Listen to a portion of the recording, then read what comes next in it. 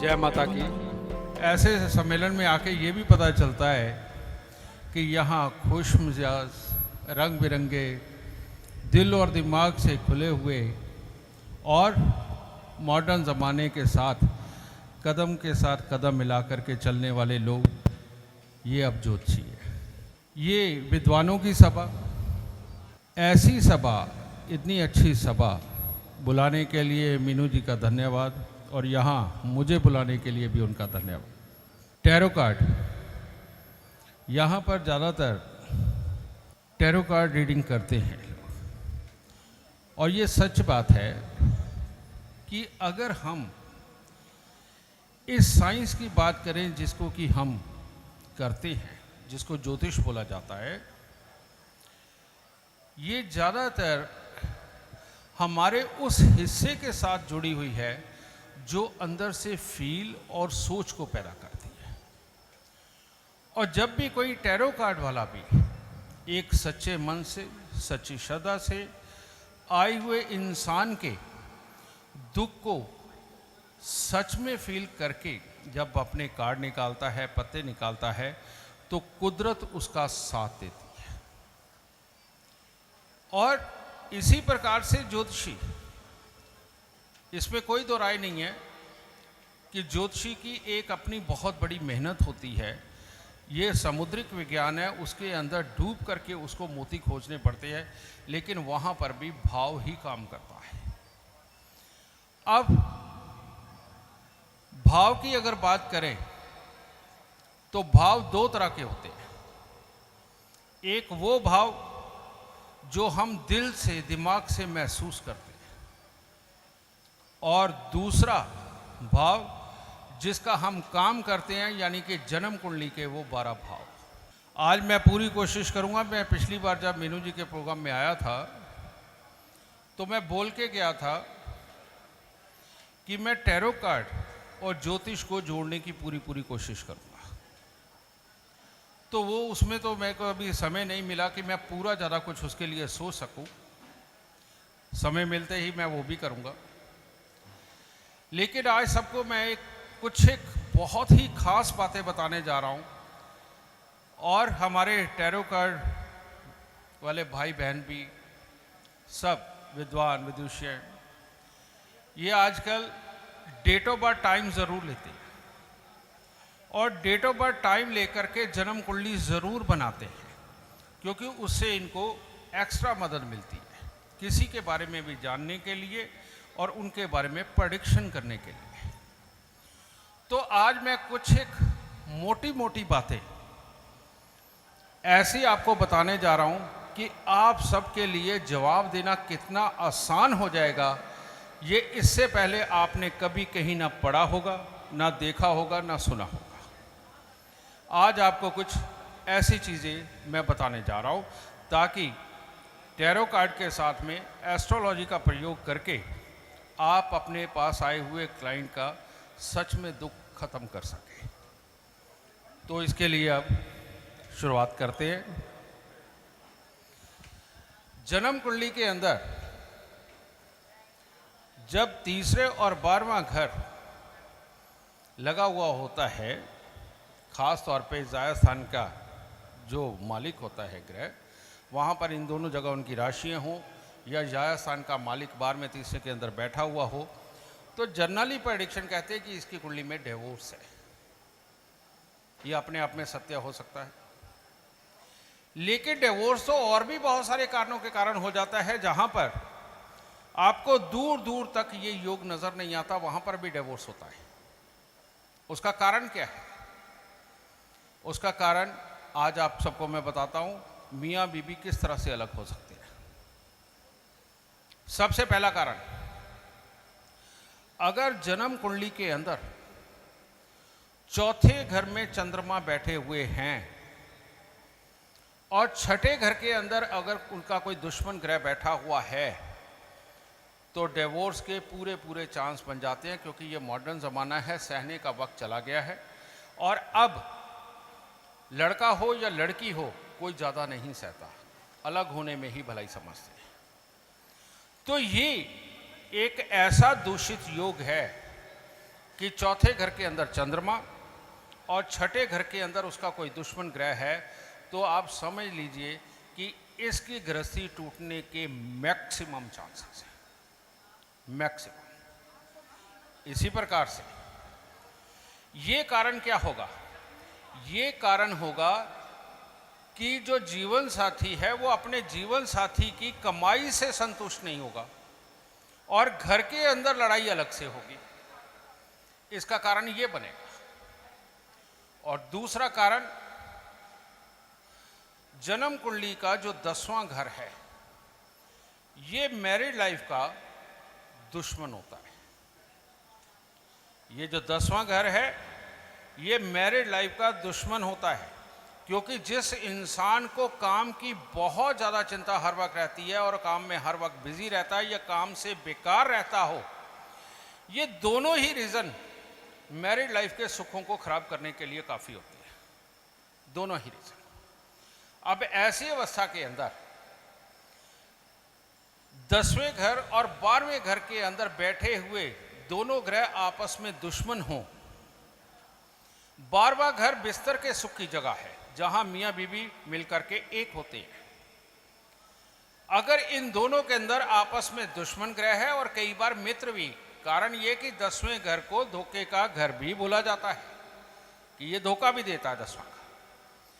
तो 12वें में और 10वें में आपस में दुश्मन हो और कई बार मित्र भी, तो ऐसी अवस्था के अंदर मियां बीवी स्वभाव से और फिजिकली अनसेटिस्फैक्शन फीलिंग के कारण भी अलग होते हैं। ये रीज़न होता है यहाँ पर डिवोर्स का आज के ज़माने में। ये पहले के ग्रंथों में नहीं वर्णित है। रीज़न, पहले संस्कार, सब्र और समाज, इसके लिए बहुत कुछ सोचा जाता था। आदमी सहता हुआ चलता था, औरत भी, आदमी भी। लेकिन ज़माना बदल चुका है, तो एक ये रीज़न। और 7वें घर के अंदर कोई ग्रह हो और 5वें के अंदर भी कोई ग्रह हो, तो जब भी 5वें या 7वें घर के ग्रह की महादशा, लाल किताब दशा, क्योंकि मैं लाल किताब पे बोलता हूं तो इसीलिए मैं उससे साथ लेता हूं, ये आए तो एक्स्ट्रा मैरिटल अफेयर के कारण मियां बीबी अलग होते हैं, एक्स्ट्रा मैरिटल अफेयर के कारण। और सबसे बड़ा जो योग है, सब ग्रहों की मां किसे बोला गया? चंद्रमा को। और चंद्रमा ही हमारे घर की मन की सुख शांति है, और चंद्रमा ही रुपया पैसा प्रॉपर्टी है। और ये किसी भी तरह से जन्म कुंडली के अंदर दूषित हो तो इंसान का गृहस्थी जीवन अच्छा नहीं होता। और इसका किसी भी ग्रह के साथ चंद्रमा का टकराव हो जाए तो गृहस्थी जीवन कभी अच्छा नहीं होता। इस तरह के हालात बनाता है। और सबसे बड़ी देखने वाली बात क्या होती है, हम किसी भी ग्रह को इस तरह से माने कि सब ग्रह सारे सुख और सारे दुख देने में सक्षम है। कभी ऐसा नहीं हो सकता कि कोई एक ग्रह किसी एक सुख को देने में सिर्फ उसी की भूमिका है। जैसे जब आप शादी तय करने की बात करते हैं तो आप पहले ये देखते हैं कि बच्चा मांगलिक है या नहीं है। तो यानी मंगल का कितना बड़ा रोल हुआ, यानी कि खून शरीर के अंदर अच्छी मात्रा में होगा, उस बच्चे के अंदर धैर्य होगा, सब्र होगा, ये मंगल की चीज़ है, तो गृहस्थी अच्छी चलती है। उसके बाद क्या देखते हो? चंद्र कुंडली। चंद्र कुंडली देखने का तात्पर्य यही है कि क्या ये इंसान समृद्ध होगा, क्या इसकी सोच इसका साथ देती है, क्या इसके अंदर बहुत ज़्यादा उतावलापन तो नहीं, क्या इसके शरीर के अंदर मसल्स हैं या पानी ही दूषित है। सही मायने में चंद्र कुंडली इसलिए देखी जाती है। और जब तक किसी की जन्म कुंडली के अंदर चंद्रमा अच्छा ना हो, अगर वो औरत की कुंडली में अच्छा नहीं है तो उसके अंडे बनने में दिक्कत होगी। और अगर मर्द की कुंडली के अंदर चंद्रमा अच्छा नहीं है तो उसका वीर्य बनने में दिक्कत होगी। और शादीशुदा का जिंदगी का आधार औरत के बनने वाले अंडे और आदमी का बनने वाला वीर्य ही होता है। तो चंद्रमा सही मायने में ग्रहों की मां है, क्योंकि वहीं से हमारे शरीर के अंदर है क्या, ये 75% जो पानी है, इतना ज्यादा तो कुछ भी नहीं है शरीर में। इसके साथ में बराबर का या उससे भी ऊपर की ताकत लिए हुए है मंगल, क्योंकि वो इसी पानी में घुल के हमारे रेड सेल्स को बनाता है, वहीं से व्हाइट सेल्स बनते हैं।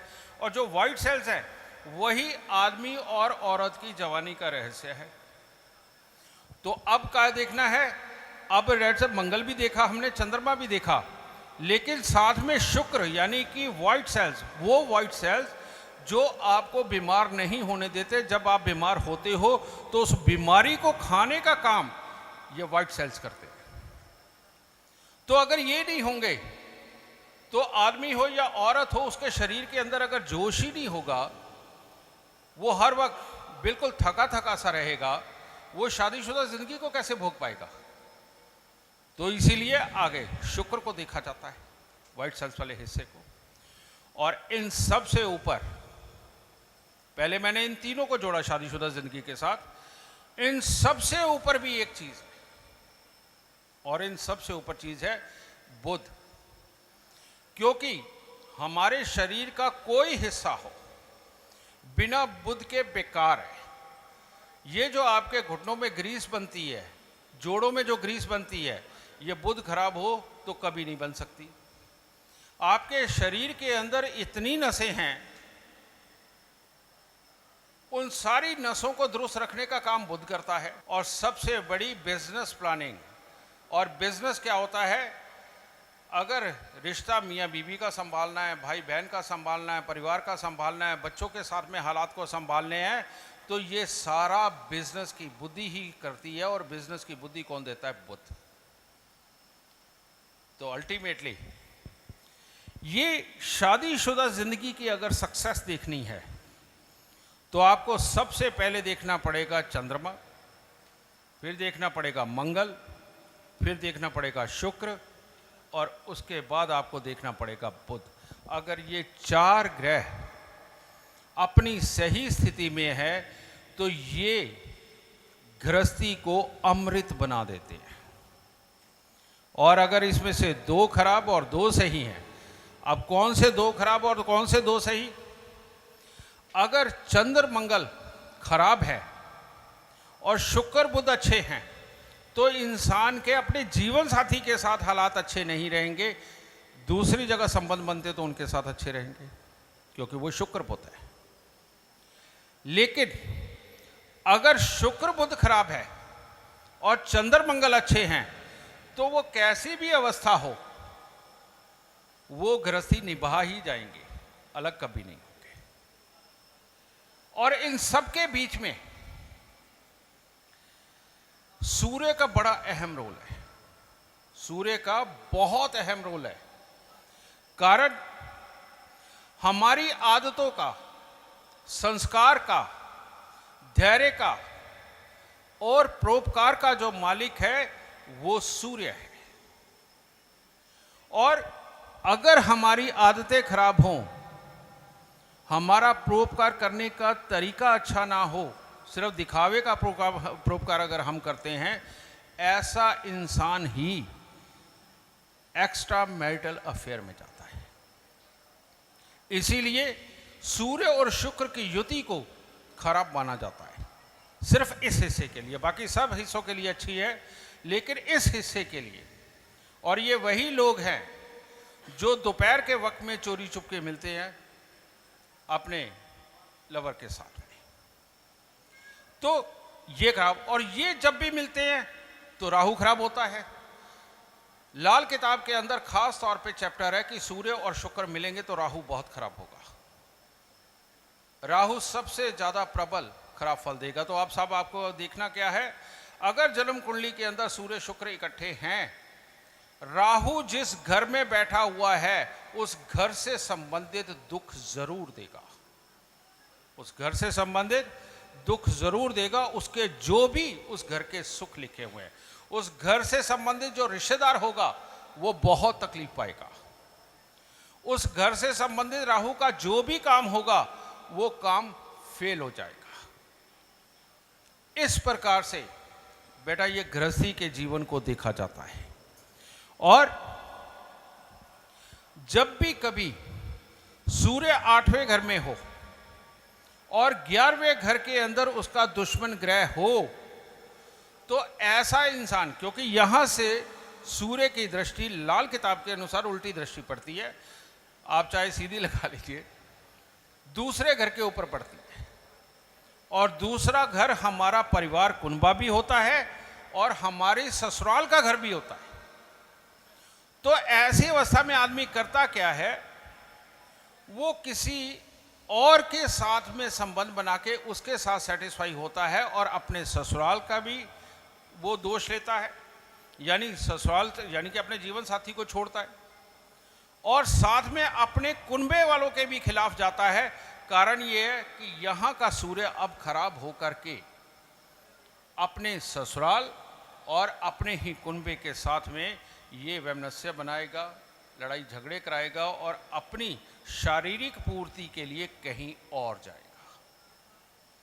ये एक ऐसा योग है। तो इस तरह के केसेस आपके पास आम आते होंगे। इन सब के बीच में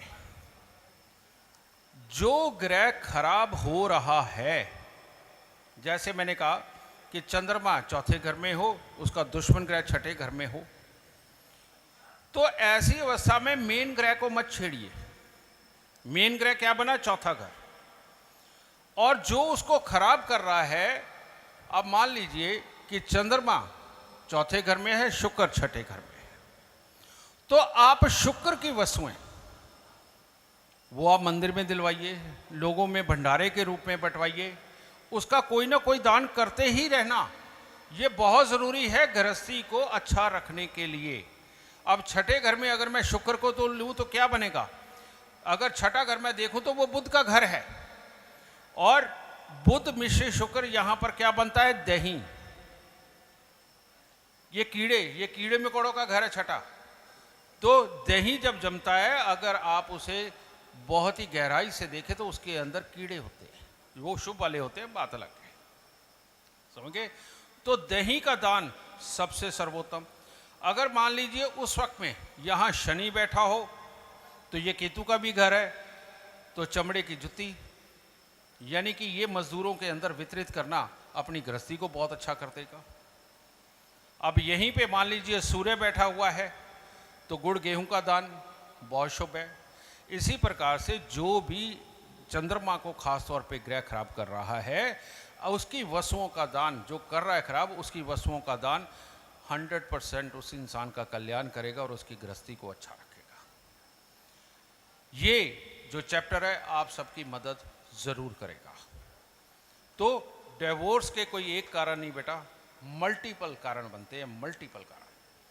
इसके भी आगे शुक्र के बहुत बड़े दुश्मन अगर हम गिने जन्म कुंडली के अंदर, तो वो दो हैं।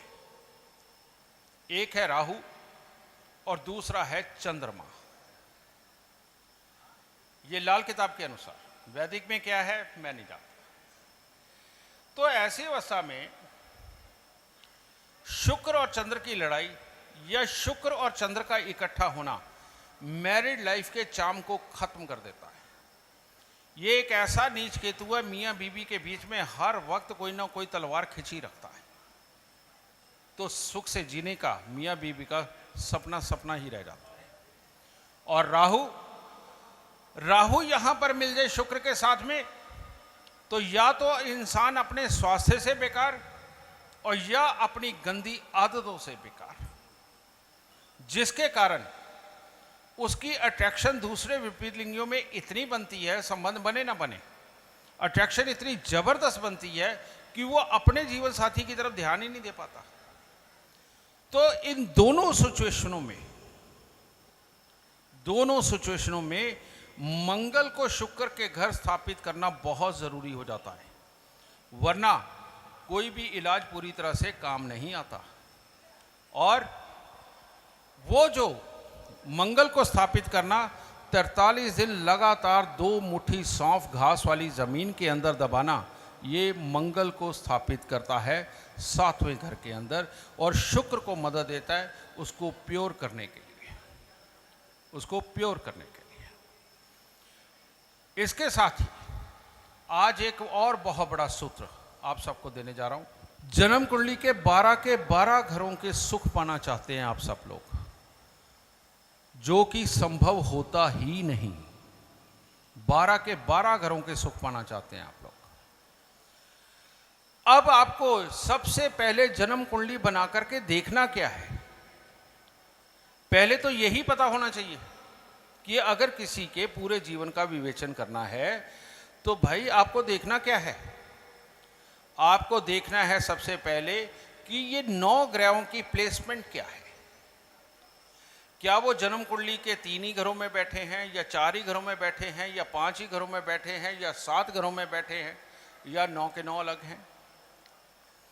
तो जिस जिस घर के अंदर कोई भी ग्रह बैठ गया, कोई भी लगा लीजिए, तो सबसे पहले आपको तोलना है कि ये जितने भी, मान लो हम 5 घरों की बात लेकर के चलते हैं, 5 घरों के अंदर अगर सारे 9 के 9 ग्रह बैठ गए तो ज्यादातर उसके जीवन का हिस्सा उन 5 घरों के सुख और दुख के साथ ही जुड़ा हुआ है, बाकी का नहीं। पहले तो उन घरों के सुख और दुख निकाल लीजिए। फिर ठीक है, अभी हम परंगत नहीं हुए ज्योतिष में, तो भाव के बारे में तो हमें पता ही है ना कि पहला भाव क्या देता है, दूसरा क्या देता है, चौथा क्या देता है, 5वां क्या देता है, 7वां क्या देता है। तो जिन 5 घरों के अंदर ग्रह हैं उन भावों से संबंधित एक एक सवाल कर लीजिए। जैसे मैं लेता हूं 10वां घर, 2वां घर, 6ठा घर, एक 9वां घर, ठीक है, और एक 11वां घर। चलो 5 घर ये हो गए अपने। तो मैं सबसे पहले 10वें घर के बारे में सवाल पूछूंगा, भाई तुम्हारे पिता का हाल क्या है और वो करते क्या है। ठीक है, अब अगर वो अच्छे हैं, कामकाज उनका अच्छा है, तो यानी ये ग्रह अच्छा है। 10वें घर के अंदर जो ग्रह बैठे हैं वो अच्छे हैं, तो उसकी अच्छी प्रेडिक्शन साइड पे कर दी। फिर हमने उससे पूछना, तुम्हारे परिवार कुनबे में आपस में लड़ाई तो नहीं, ठीक है, और यहां पर तुम्हारे घर के बुजुर्गों का क्या हाल है। वो कहेगा मेरे बुजुर्ग बहुत अच्छे हैं, या मेरे बुजुर्ग लड़ते हैं। हमारे घर में क्लेश रहता है, या नहीं हम सब तो मिलकर के एक ही जगह रहते हैं। तो समझ लो इसका धन भाव भी अच्छा है, अब इसके पास नगद माया भी काफ़ी आएगी जाएगी। और अगर बुरा है तो ये नगद माया से दुखी है, अब परिवार के अंदर क्लेश है। 6ठा घर, सबसे पहले पूछना तुम्हारे मामा के क्या हालात है। 6ठा घर मामा से संबंधित है। आपने पूछा मामा के क्या हालात है, अगर उसने कहा मामा तो वेल टू डू है और बहुत अच्छा है, इसका मतलब सामने वाले की बुद्धि भी काम के लिए बिल्कुल सही है, प्लानिंग सही कर लेता है, ये जिंदगी में बड़ा आदमी बनेगा। ये 6ठे घर से तय होता है। फिर उससे 9वें घर के बारे में पूछा कि भाई तुम्हारे दादा और दादा के परिवार आपस में कैसे हालात रहे। अगर वो कहे कि उनकी तो बहुत अच्छी घुटी, उनकी तो आज तक जमीन भी साझी है, तो समझ लो अच्छा है। अगर वो कहे कि एक रहे ही नहीं, आपस में ही लड़ते मरे हैं, समझ लो इसका भाग्य खराब है, इसको भाग्य से कुछ नहीं मिलेगा, मेहनत से और बुद्धि से भले जो मर्जी मिल जाए, इसे भाग्य से कुछ नहीं मिलेगा। और 11वां घर, क्या तुमसे बड़े भाई बहन हैं। वो कहता नहीं, चलो कोई बात नहीं। क्या तुम्हारे ताऊ या बड़ी बुआ है। वो कहेगा नहीं। तो अगर जैसे ही नहीं शब्द निकले, आप समझ लेना कि इसके घर में बीमारियां आएंगी, क्योंकि ये 5वें घर के को भी देख रहा है, तो बच्चों से संबंधित जीवन के अंदर दुख खड़े होंगे, उस सुख से संबंधित। तो ये अगर वो अच्छे हैं, बड़े रहे हैं, अपना बड़ा भाई बहन हो या बड़ी बुआ ताऊ हो, अगर ये हैं तो आप कह सकते हो कि नहीं, इसे बच्चों का भी सुख रहेगा और सरकारी कामकाज निकालने में, क्योंकि 5वां घर सरकार का है, ये यहाँ से निकालने में इसको आसानी रहेगी और बीमारियाँ इसके घर में नहीं आएंगी, क्योंकि 11वां घर बीमारियों का घर भी है। तो ये मैंने 5 घरों का एग्जाम्पल लेकर के आपको बताया। इससे आप एक मोटी मोटी समरी के रूप में पहुंच जाएंगे कि इसका जीवन कैसा चलेगा। आप ग्रहों को भूल जाइए, उसमें सूर्य बैठा है, चंद्र बैठा है, बृहस्पति बैठा है, राहु बैठा है, केतु बैठा है। आप इन चीज़ों को अभी भूल के शुरुआत में कर सकते हैं, जिनकी स्टडी ज़्यादा नहीं है। विद्वान तो पहले से विद्वान है, वो बात अलग है। तो अब मोटा मोटी इसी के अनुसार चलनी है। फिर उसके बाद में महादशा किसकी चल रही है, महादशा जिसकी चल रही है उसकी किस घर से संबंधित चल रही है, और जिस घर के अंदर वो ग्रह बैठा हुआ है उससे संबंधित सुख और दुख की बात से जन्म कुंडली देखनी शुरू करो। उससे संबंधित सुख और दुख की, उस स्थान से संबंधित जितने सुख और दुख है। लेकिन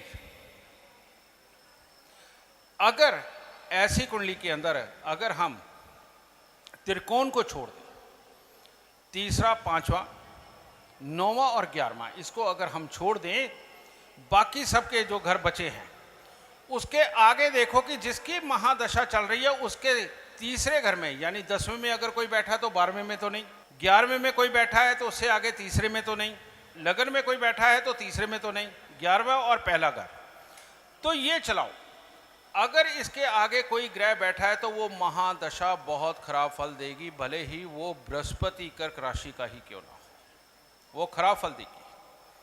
और अगर तीसरे तक कोई ग्रह नहीं बैठा तो वो महादशा बहुत ही शुभ फल देने वाली होगी, इस प्रकार से। और ये ऐसे सूत्र हैं जो जीडी वशिष्ठ इस्तेमाल करता है। कोई मुश्किल नहीं है मेरे जैसा ज्योतिषी बनने का, बस थोड़ी सी मेहनत की जरूरत है और प्रैक्टिस की जरूरत है। और इतना आसान आप सबको लोगों के लिए मैंने ये किया, ये मेरी खोज है, ये मेरी नई खोज है। आजमा के देखिए, सारी जिंदगी यही ज्योतिष करोगे, सारी जिंदगी। और सबसे बड़ी चीज मैं कहना चाहूंगा, मेरे दिल में भी है वो चीज, पहले मैं उसका आपको लॉजिक बता देता हूं।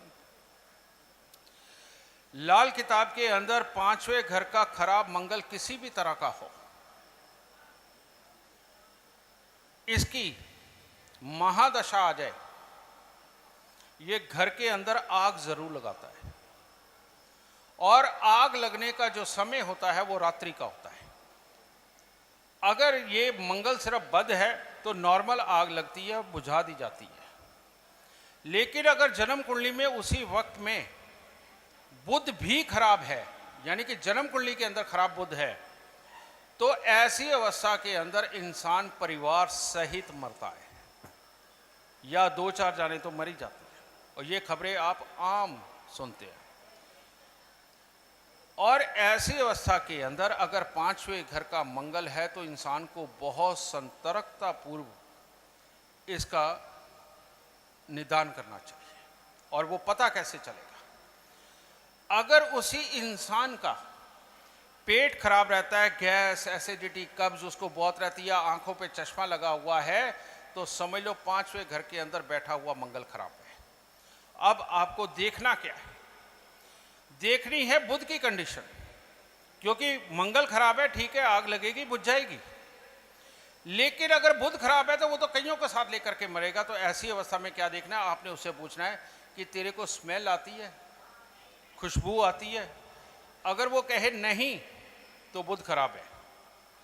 अगर इंसान को नमक कम है या ज़्यादा है, मिर्च ज़्यादा है या कम है, अगर ये स्वाद भी नहीं आता तो समझ लीजिए उसका बुध खराब है। तो आराम से वहाँ प्रेडिक्ट किया जा सकता है कि भाई मंगल की महादशा में बच के रहना है। वेंटिलेशन अपने घर में बना के सोना, जहाँ भी जाओ वेंटिलेशन होना चाहिए। पानी की बाल्टी अपने पास भर के रखो, पता नहीं किस दिन ये हादसा हो जाए। और उपाय के तौर पर गुड़ गेहूं का दान हर मंगलवार को उसके लिए नियुक्त कर दो कि भाई ये तूने करना ही करना है। तो आप में से बहुत सारे लोग जो बहुत सारे सम्मेलनों में आए हैं, आपने देखा होगा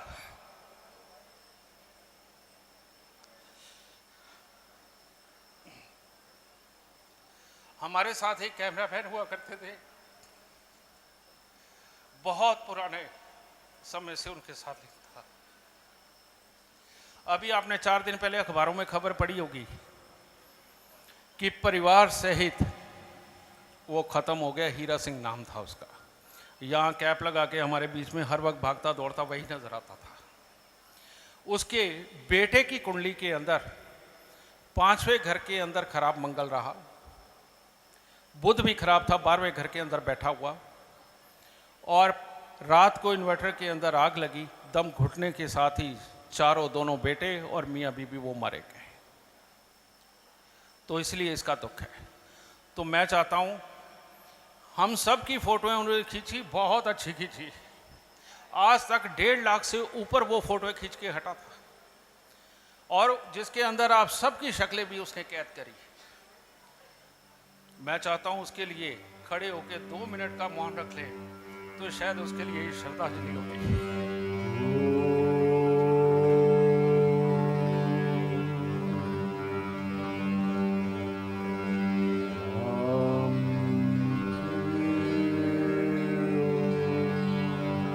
ओम शांति शांति शांति। प्रभु से अपनी शरण में जगह दी।